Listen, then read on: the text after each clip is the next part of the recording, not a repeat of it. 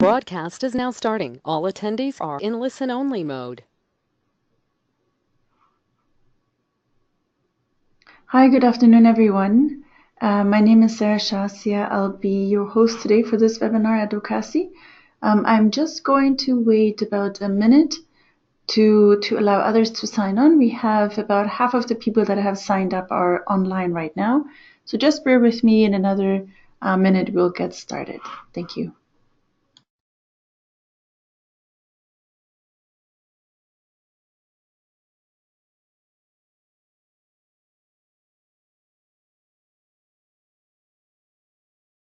Is part of the Okasi Refugee Settlement Support Project's Sharing Practices to Build Bridges webinar series.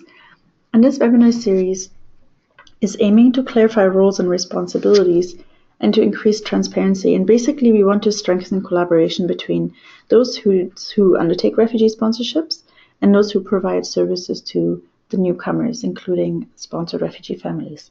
The idea for it and the topics for the series came from participants in focus groups and roundtables that we've held over the past year, and many of you were probably part of that across Ontario. So today's webinar, as I said, is focusing more on the background of the refugee sponsorship program, its early beginnings, and how it evolved into the point where we are at now.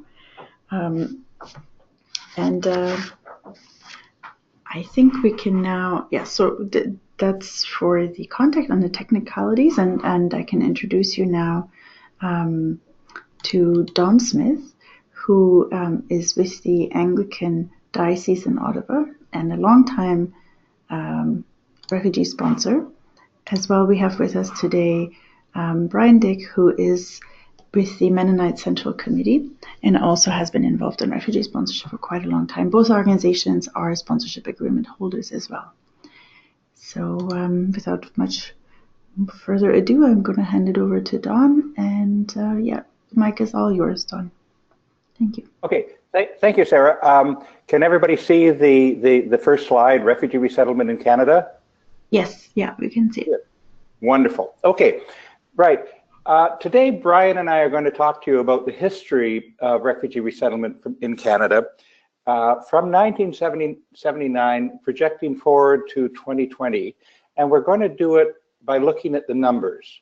There are many ways you can look at the history of refugee resettlement, but we're using a quantitative timeline to try to elucidate how and why the number of refugee arrivals have changed over the past 40-some years.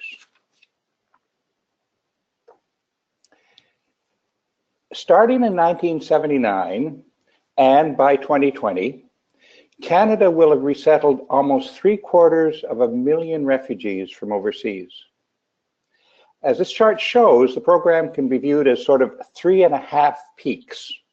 3 peaks centered around 1980, 1989, and 2016, plus a half peak, if you want, or a potential peak in 2020, as well as a 2-decade period of relatively low resettlement from 1994 to 2015.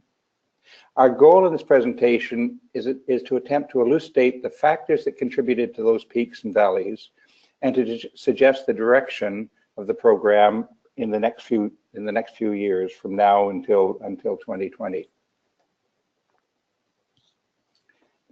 For the purpose of this presentation, I've divided the history into 5 phases: 1979 to 1984, 1984 to 1995, 1995 to 2010, 2010 to 2015, and 2015 to 2020.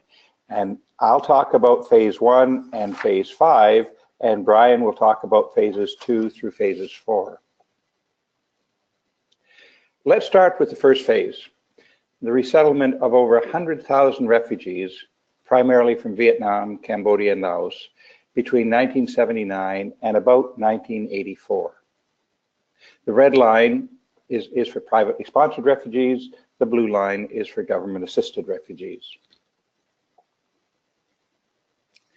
To understand how Canada succeeded in resettling so many refugees from Indochina so quickly, we've got to go back to the Immigration Act of 1976. For the first time, the Act identified refugees as a separate class of immigrant. It explicitly permitted private sponsorship, and it introduced the concept of designated classes of refugees. The importance of the designated class can't be overemphasized. Simply by meeting the criteria of the class, the visa officer could assess a refugee as eligible. The refugee didn't have to meet the definition of the UN Convention. This meant that, at least for the Indochinese and Eastern Europeans, all that was necessary for a person to be deemed eligible was that he or she be from Indochina or Eastern Europe, be outside his home country, and be seeking asylum. On the other hand, there were two important restrictions introduced by the Act. The first was that the minister had to submit an annual immigration plan to Parliament, the famous Levels Plan that we still deal with, setting out the levels of landings for the various classes of immigrants. The second was that any immigrant could be deemed inadmissible if they might cause excessive demands on the health or social services, or may be unable or unwilling to support themselves. The second enabler was the recommendation by the Deputy Minister, Jack Mannion, to the Minister, Bud Collum, in February 1978, on how to implement the private sponsorship program. And that's the column on your right. Included the concept of the naming requirement, the requirements that sponsors be corporations or groups of 5, and that the group be able to support the refugee in the community of settlement, something that's come back time and time again recently. The third enabler was the Master Agreement for Sponsorship, negotiated by the Mennonite Central Committee and the Department of Immigration, and signed by the Minister and Mr. J.M. Klassen, MCC's Executive Director, on March 5th, 1979.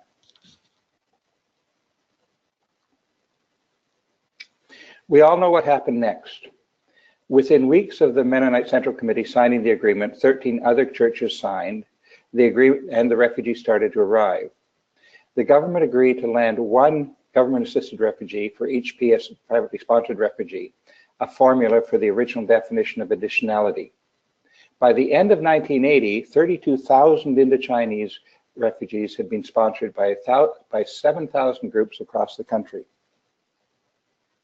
In recognition of this incredible achievement, the UNHCR awarded the people of Canada the Nansen Medal in 1986.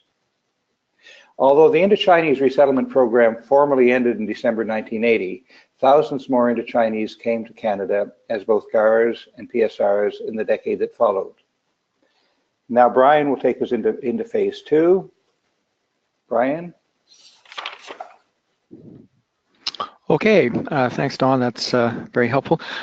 Moving into phase 2, as you can see, the program in this phase is centered around a peak of arrivals of mostly Eastern Europeans in the self-exiled class, and the Indo-Chinese refugees from the previous resettlement was continuing on. So that was going on, and this was peaking at the time when the Berlin Wall came down in 1989. Now, as you can see by the graph, the arrival of the Eastern European exiles, particularly from Poland, increased rapidly towards the end of the decade as it became easier and easier to cross into the West. Even though the wall came down in 1989 in November, the government of Canada only ended this Eastern European self-exile class in August of 1990, and so there was landings from that time that continued on until for a number of years until 1993.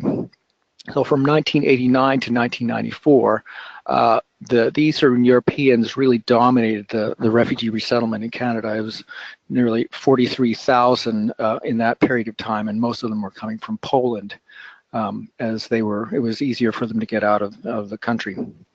However, by the mid-90s, landings of these 3 designated class, all produced, all products of the Cold War, had dried up and been replaced by a much lower number of refugees, mostly from places like Somalia and Ethiopia and Sri Lanka and the Balkans. So that's where we move on to the situation. This also created a different atmosphere and if we look at the next slide, there was a program review that happened about that time. The arrival of so many Eastern Europeans after the end of the Cold War really strained the relationship between the sponsors and the department. And these two quotes, I think, capture the essence of the problem. First is from a very important paper, I think, written by Barbara Travaranis and Michael Casasola about the private sponsorship program that I would certainly recommend. But Barbara and Michael wrote in that paper, the program that began as an imaginative and flexible partnership between the private sector and the government was, by 1990, beginning to experience distrust on both sides. And from the government side, in their discussion paper on this, they also highlight this, and they say, instead of a program characterized by almost loving trust between the government and the private sector, it became a program characterized by a lot of mistrust. So that was the context that was happening in 1991. There are a number of issues identified by this.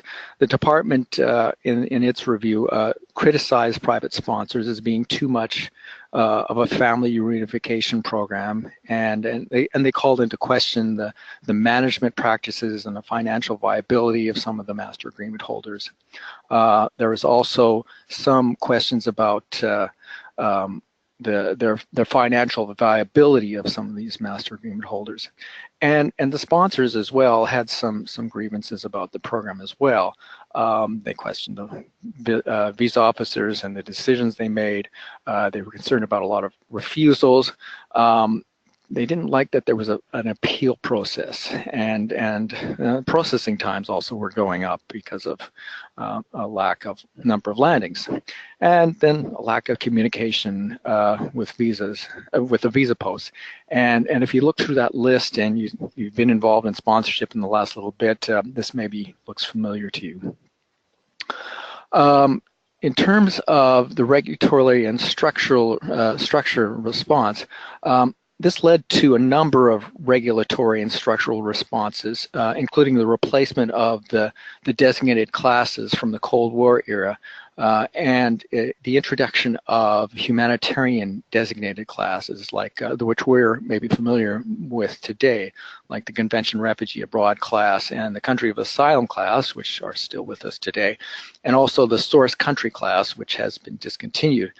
And another important development at this time was following on a recommendation from the Canadian Council for Refugees, the development of the NGO Government Committee, which Don and I sit on, and allows us to continue to meet with the government and talk about how policy develops. And so since then, the NGO Government Committee has and sponsors have been a part of a lot of the discussions about policy changes over the years since that time.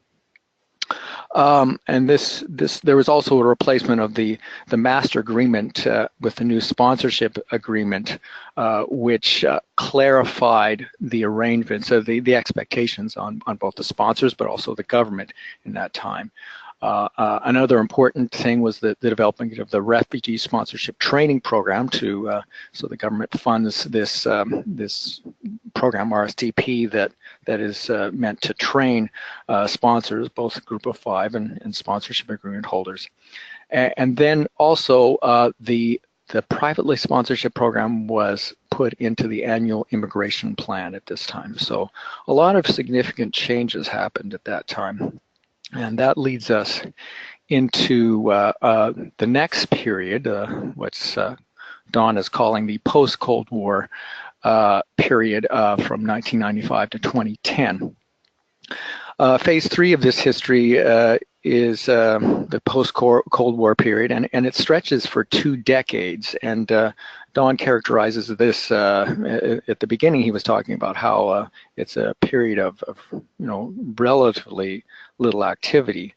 So we have two decades where GAR landings were around 7,500 per year, and through that time you have PSR landings starting at around 2,500 and climbing during the end of the period to around 5,000 a year.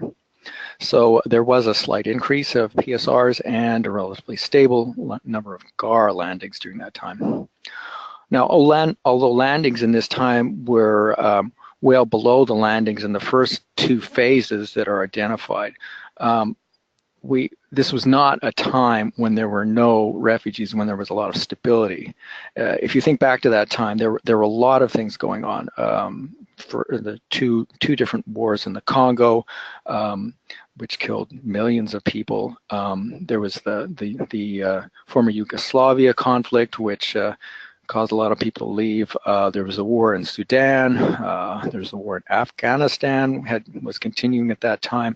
And we had the second Gulf War, which led us to the Iraq crisis. And if you think back to all of those have, for the most part, really stuck with us. And we, for many of those places, we continue to have refugees fleeing those conflicts.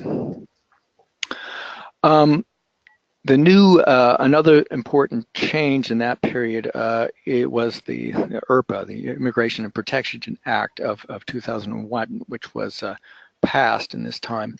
From the perspective of refugee resettlement, this new act shifted the balance towards protection and away from the requirements of the 1976 Act that the refugee be self-supporting and not likely to impose excessive demands on the healthcare and social services. Now, this is a really important change, I think, for us. I think it allowed the humanitarian aspect of Canadian immigration to really be more significant. I mean, we were no longer trying to decide, is this primarily good for Canada? It was also looking at, is this making a difference in terms of taking the most needy, the ones that would be more of a responsibility or a heavier burden on the host countries. So that, I think, was an important part of this of IRPA coming in at that time. This was also a time, though, when sponsorships were beginning to climb, and they were shifting more to sponsorship agreement holders, and in a way, to a certain extent, from groups of 5. So if you see that the pink line there, that's the group of 5 that showed somewhat of a decline in the 90s, late 90s, and the sponsorship agreement holders, the blue line, continues to climb and stay fairly high through that period of time. And the most significant problem, though, is that these numbers of new applications going in were far greater than the applications that were being processed. So this is where we have the backlog, or what was going on with the backlog. Now, not only did these numbers of applications increase significantly after 1999, the applications tended to be dominated by a few saws. For example, in 2004, there was one SAW that accounted for about 2,000 of the individuals who were sponsored, and 8 SAWs accounted for 6,000, or a little over 6,000 applications. And so it was something that a very few sponsorship agreement holders were driving at that time. If we move on to another thing that was happening is the levels plan. Here's we have the graph of the upper and lower bounds of the levels plan for the GARs and the PSR. So you have at the top is the GARs. So we have a red line, which is the upper limit there, and the blue line is the lower limit. And then the gray line in between, more or less in between, is the actual landings that happened. If you have looked at the levels plan every year, you notice that they have this range, and you can see that the GAR range is fairly narrow, and in this period they stayed more or less in it, whereas the PSR landings were much wider, and perhaps that reflects a bit of the unpredictability of the PSR's situation in terms of the government planning for it. But you also see that the government had a little bit of a hard time, at times even meeting the lower end of it, and rarely, if ever, touch the upper end. So it was a real challenge for the government to land the PSRs for whatever reason. And as I said before, a key part of this time was the backlog development. Here's a sense of what the numbers were like in 2010. 25,000 or so individuals were in the inventory, as the government calls them, or the backlog.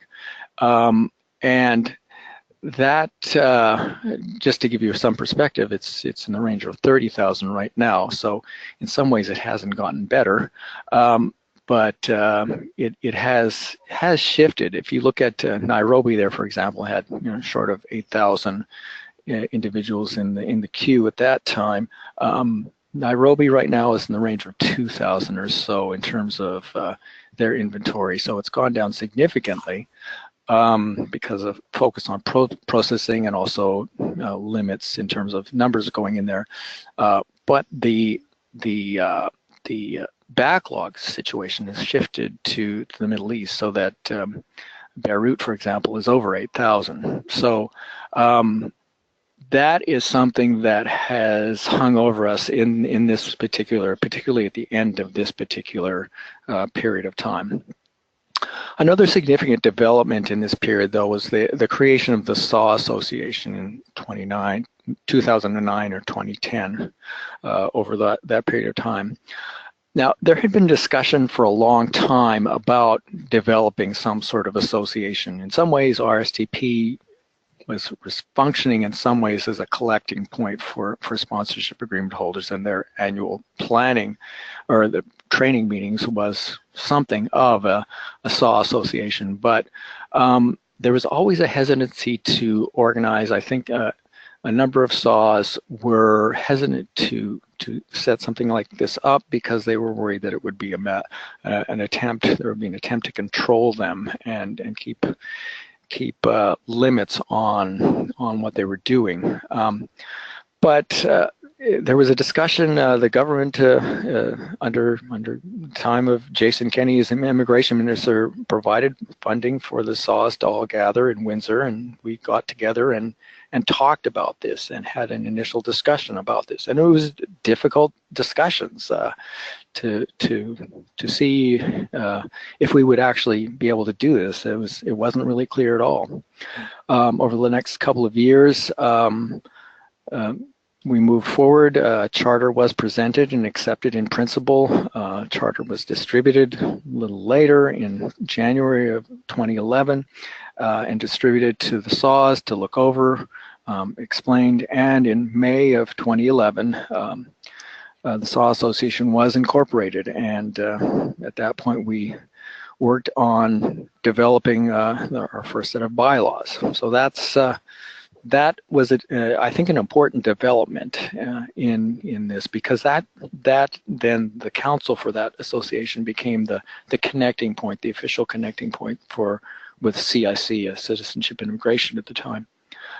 So that was a significant development near the end of that era, for the third phase.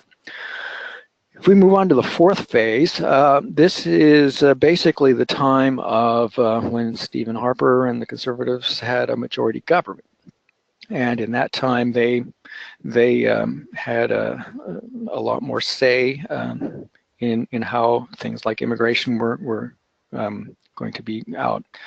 This was a difficult time, if you remember it. The political climate was not good, and seeing that picture, I'm sure, will remind a lot of you of the time. That's the picture of the MV Sun Sea, which landed on the west coast of Canada with 492 Tamil asylum seekers, and that produced something of an immigration backlash that in some ways propelled the Conservative governments forward to their majority. The rhetoric was difficult at that time, and the government was also very focused on deficit reduction, and so things like the private sponsorship of refugees program was not something that was seen as particularly important. So that was a difficult climate at the time. This is also a time when there was a lot of legislative, regulatory, and budgetary constraints put on the program. You may remember the interim federal health program was cut for both refugee claimants and also many resettled refugees. There was a reduction of the age of dependence from 22 to 19.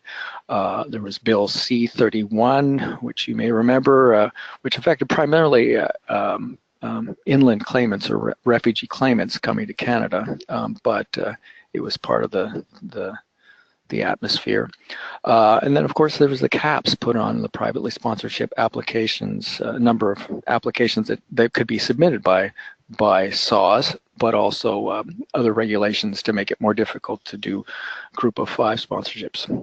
And then the budget in 2012 reduced the GAR landings significantly. And as a response to that, the government introduced the blended visa office referred program to allow for, hopefully, the hope was to have the shortfall of UNHCR referred cases that Canada was landing be picked up by sponsors through this blended program that would cost the government less.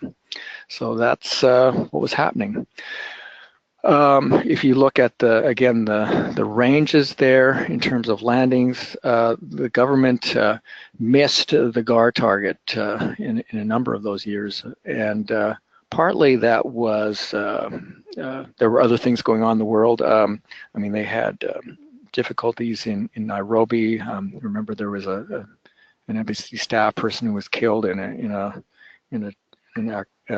the Westgate Mall in Nairobi, and so they restricted a number of activities or the number of staff that would be in the Nairobi visa office, where a huge part of the backlog was.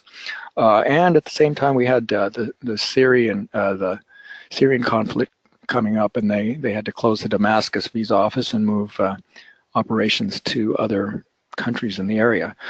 At the same time, PSR landings were up, though again there were similar challenges because of the same reasons. So it was a time when the goal was partly to deal with the backlog by raising PSR numbers, and there were challenges to that, but that was part of the strategy. Another part of the strategy, though, was introducing the caps of sponsorship agreement holders. And if you look at the numbers here, taking back to 2012, the first year, 1,350, that's all we were allowed to do. And this was a huge shock to us. We had been presented a couple of scenarios and of what the caps might look like, and neither of them was as low as that.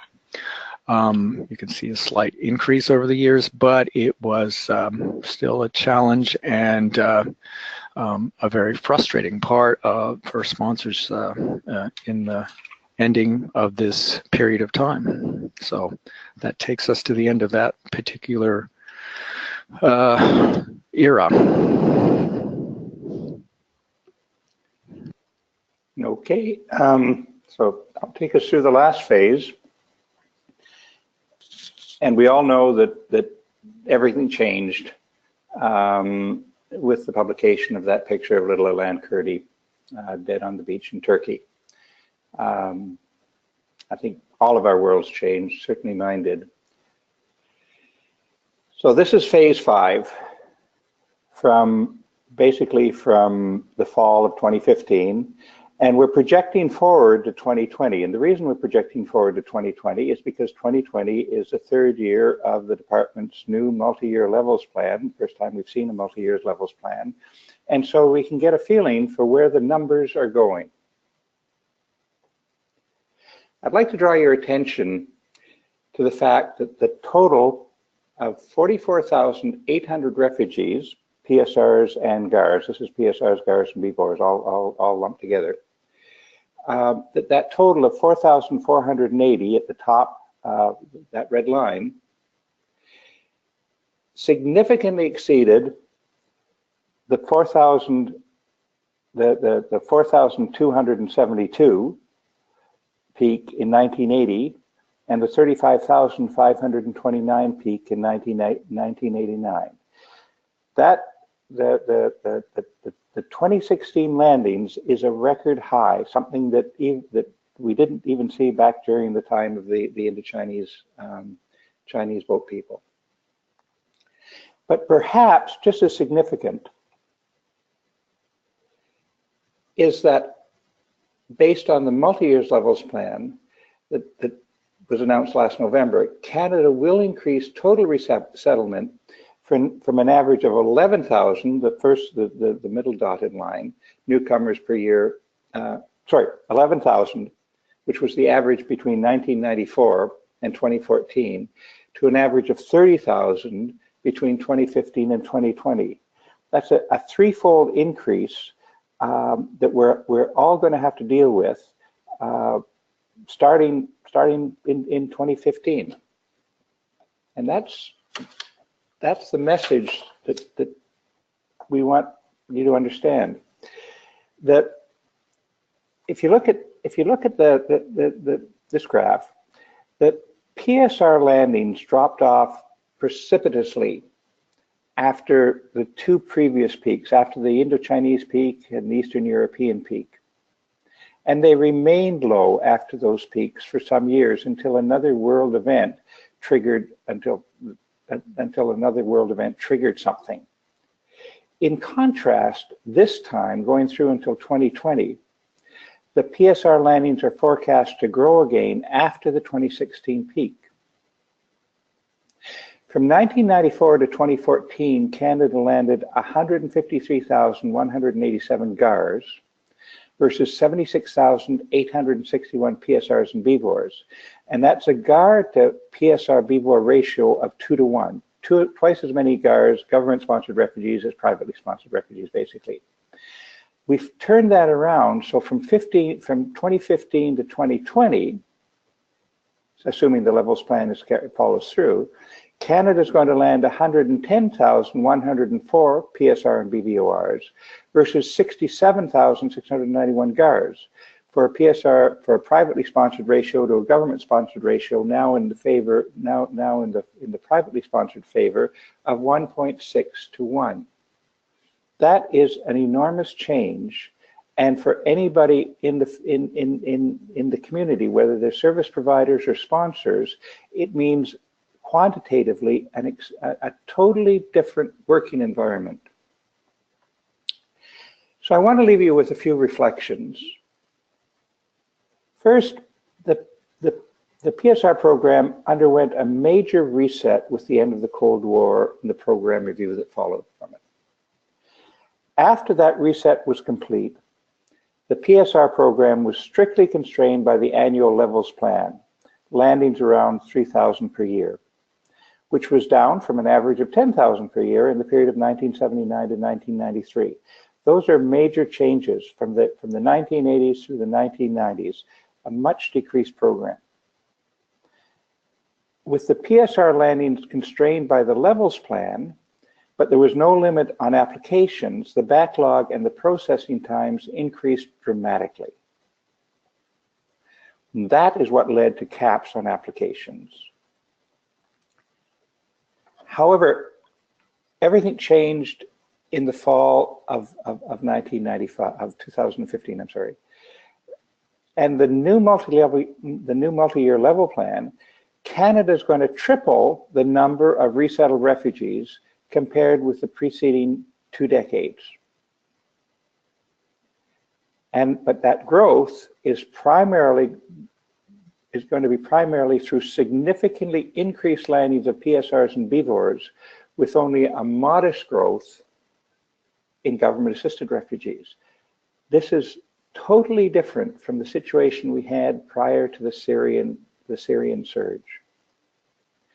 And what this means from the perspective of both sponsors and service provider organizations is that we're going to have to work a lot more closely than ever before, service provider organizations and sponsors, to ensure that effective outcomes for the vastly increased number of privately sponsored refugees. And that's the message that I really want to leave with everybody today. The over the next couple of years, things are going to be very, very different than they were in the 2 decades that most of us grew up in. Are there any questions? Wonderful. Thank you, Brian and Don. That was very informative, even though I have known some of this information, but it was good to see everything all together. I'm sure others feel the same. We do have about 15 minutes time for questions and answers. So those of you who are online, if you have any questions for Brian or Don, please feel free to type them in the comment section or in the question section, or use the hand icon so that I can unmute you and you can ask your question directly. Just a gentle reminder again that they will not be able to answer case-specific questions about eligibility or so on, but there are resources for you to access if you want answers to those questions. Several people are asking me if they will be receiving a copy of the PowerPoint. Yes, so that will be posted, and I will show you at the end of today's webinar that will be posted on the webinar website along with the recording.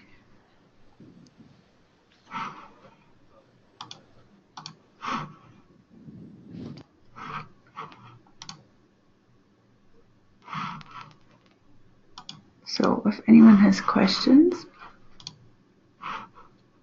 feel free to type them or use your hand icon. Okay, I see Amina has her hand up. So while others are typing, Amina, I'm just going to unmute you and you can ask your question, okay? So go ahead. Hi, Amina.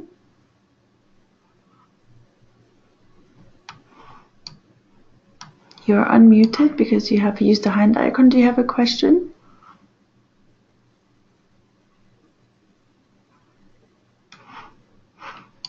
Okay, it seems that either Amina's audio is not working.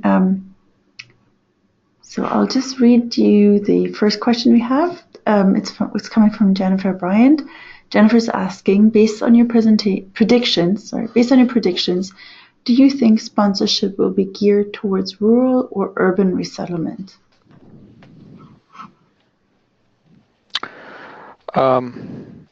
Well, in some ways, it's up to us who are sponsoring. If people in rural areas want to do this, then that's going to be what's driving it. If we go back to the history of the early part of the sponsorship in 79, 80, the trend at that time was that the sponsorship of people that were, and what we would call VORs cases where somebody didn't know anyone who was a refugee, and so they went to the Canadian government and said, hey, I want to sponsor a refugee, and they would give you someone, give you a name, and you would do it. In the early part of it, it was primarily an urban phenomenon, but as time went on, it was more rural, so that was a tendency. That's, I think we might see some of that. I think that we might, it will also, I think, depend heavily on where, on the echo effect, where people have gone already, particularly for the name sponsorships, the privately sponsored. Where the blended visa officer referred will go, again, it's pretty much where people show an interest. Brian, if I can add to that, going back to the fact that there will be many more PSRs and GARs landing. In the past, when there were more GARs than PSRs, GARs always had to go to a city where the government had a RAP office. And so that meant that most GARs, probably all GARs, went to major urban centers. Now with more PSRs landing than GARs, PSRs will go to wherever they're being sponsored. And certainly we see it, and I imagine most sponsors are seeing it, that where we had a first sponsorship done out in a rural area, many of those sponsors are taking on a follow-on case. So although it's the change from predominantly GARs to predominantly PSRs means that we're going to see more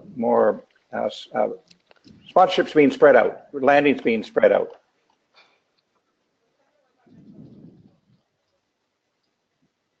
Thank you. We have a question from Melissa Austin. Melissa is saying, as service providers, what can we be doing to support the increase in PSRs? Should we be increasing supports to those sponsoring refugees? If yes, what kinds of supports would you recommend? Brian? Sure. Well, I think this is really an important topic, and I have been on the National Settlement Council, which is a meeting of the settlement umbrellas, including OCASI, meeting with IRCC in the past, and this was a constant discussion with us. How do sponsors and settlement agencies, SPOs, work together? And it's been a challenge. I think. One of the suggestions I've made to IRCC is, maybe you can help us get together more. But I think that is really the key, trying to find each other. We certainly try and encourage sponsorship agreement holders and sponsors to connect with SPOs, but welcomes from the other side is going to help as well. So I think just getting to know each other. I mean, working at local immigration partners, LIPS, finding that place might be some way to work at that. But trying to find where these people are, and I know that's a challenge because there are issues around privacy. I know SPOs have issues about privacy in terms of you can't really give information about clients, and the government as well is in a position where they can't really say where sponsored refugees are, and so that's a challenge that's been identified at the National Settlement Council table many times, and I hope we can find ways to work, but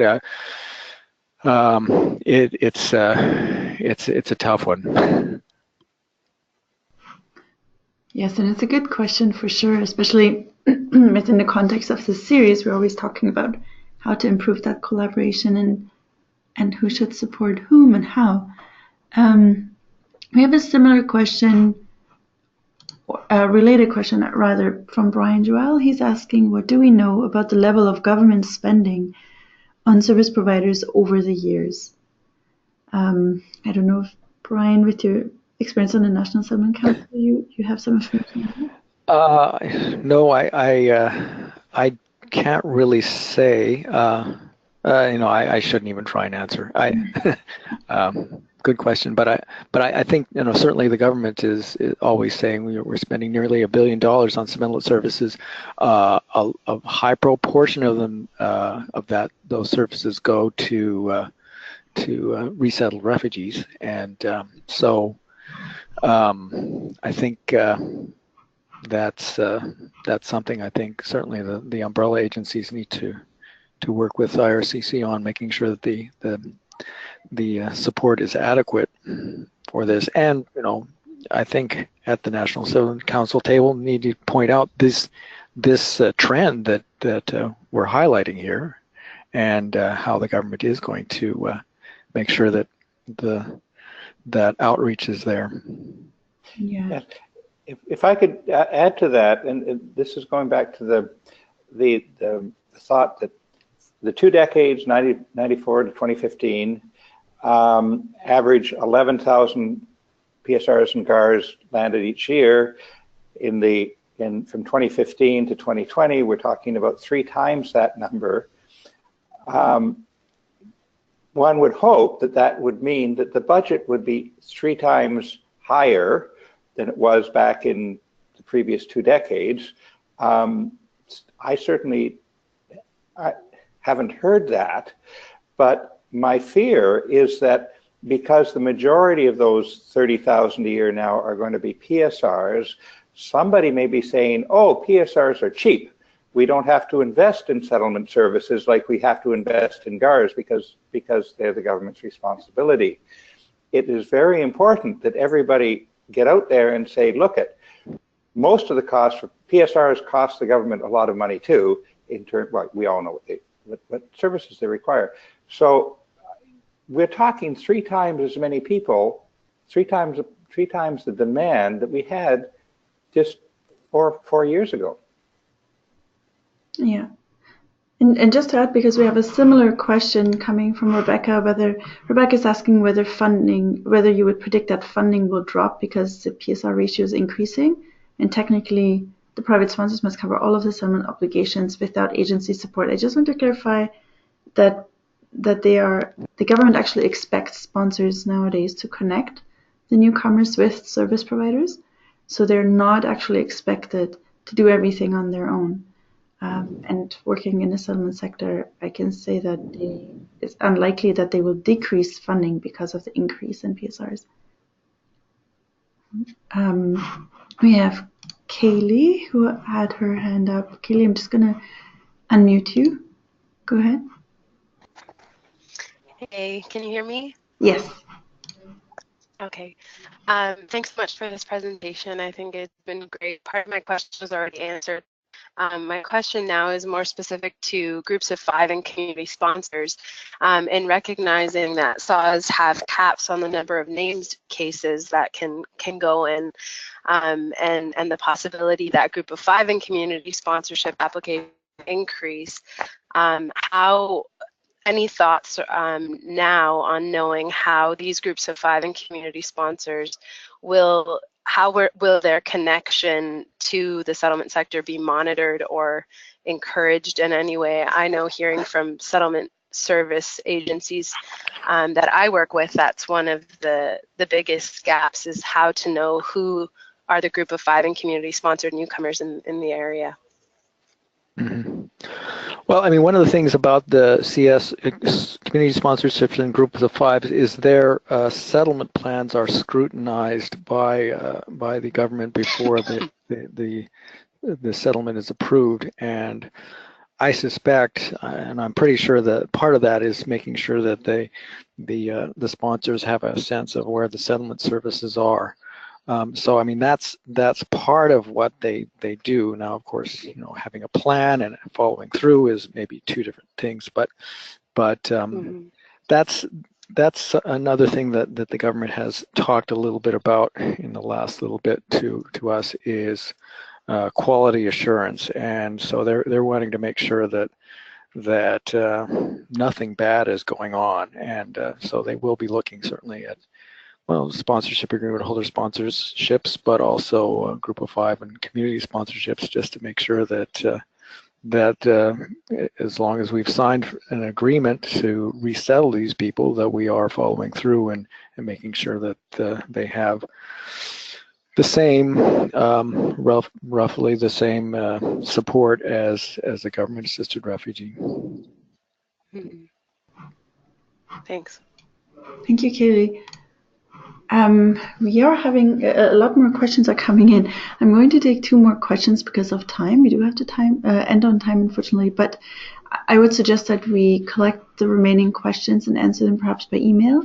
The next question is from Brian Joel. He's asking, what were the major differences that led to the mistrust in phase 2 that you pointed out and phase 1? Are we seeing similar levels of mistrust today?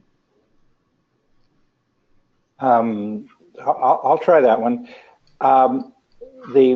Between phase 1 and phase 2, it was the huge peak of Eastern European refugees and the way they were coming in, and that caused the government to be concerned. I don't know if it's proper to say they lost control of the situation, but they did not expect that number of refugees to particularly the Eastern Europeans. I don't think it's the same situation today, and the reason I say that is that it is the government in their multi-year levels plan that decided to increase PSRs, going from PSR landings and from well, we all know the numbers. That said, the government or the department the Syrian surge went so quickly, and so many things happened that they're catching up to us now. That the government has said, the department has said, I should say, that they're going to be doing a lot more monitoring and quality assurance of sponsorships going forward than they were doing during the 2016 peak, when everybody was running as fast as they could simply to land the refugees. But it's not the same. Sorry, I don't believe you could say there's no mistrust on the part of the department this time, not that we've heard. So we're in a very different situation than we were back in 1993, 94. Yeah, I'd agree. I mean, I've been at the NGO government table for about 6 years now, and I think that's the difference now than from pre-1991, is we have that forum where we're discussing things on a regular basis. And I had somebody who was now retired from the department say he thinks that the relationship between the NGOs and the government the department has never been better.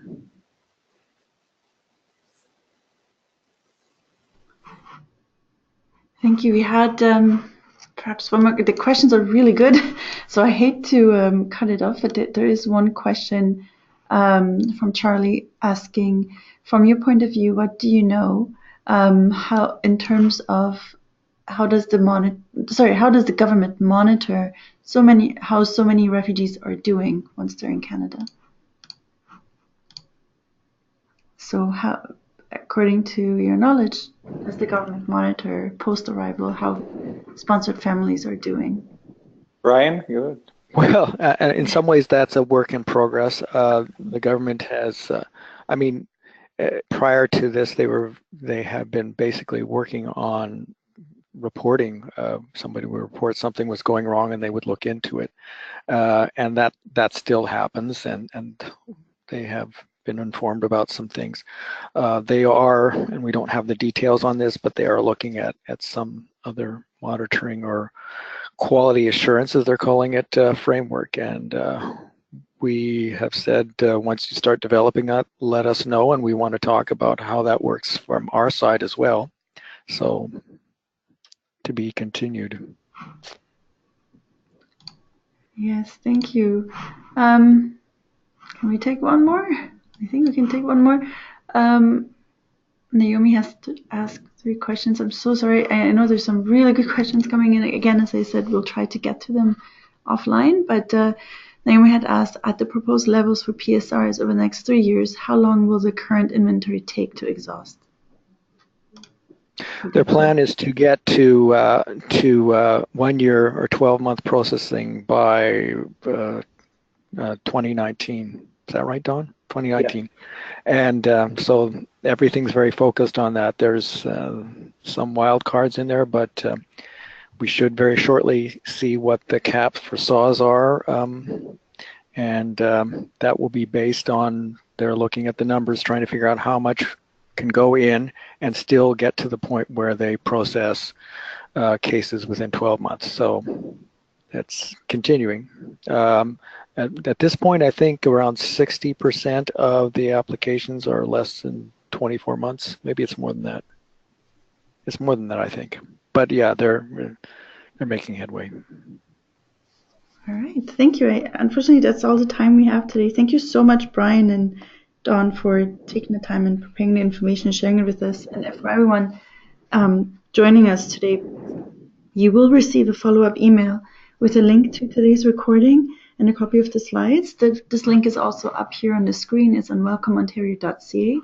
There is one tab for the next session. So we have 3 more webinars coming up. The next one is January 29th, focusing on how different organizations go about selecting the refugees that they wish to sponsor. So we have 3 different organizations sharing their practices with us. We'll also receive an evaluation link when you exit this webinar today. The same link will be in a follow-up email, and we would really appreciate it if you could give us your feedback. It helps us immensely with evaluating ourselves, but also planning future webinars. So again, thank you so much on behalf of OCASI and Brian and Dawn. Thank you for joining us today, and we wish you a wonderful day. Thank you. Bye. Thank you. Bye-bye.